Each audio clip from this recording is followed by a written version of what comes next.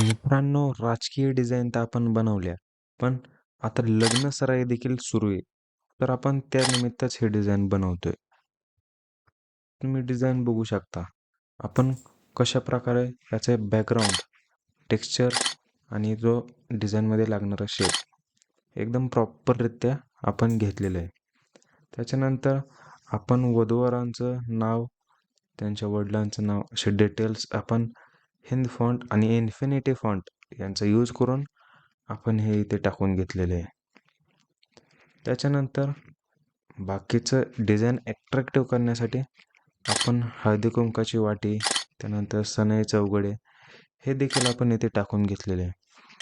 शुभविवाह हे टेक्स्ट देखील टाकल्यानंतर आपण तारीख, त्याचबरोबर मंगल कार्यालय याची डिटेल्स देखील आपण टाकलेली आहे. ही डिझाईन आपली पूर्ण झाली आणि तुम्हाला ही डिझाईन कशी वाटली कमेंटद्वारे नक्की कळवा.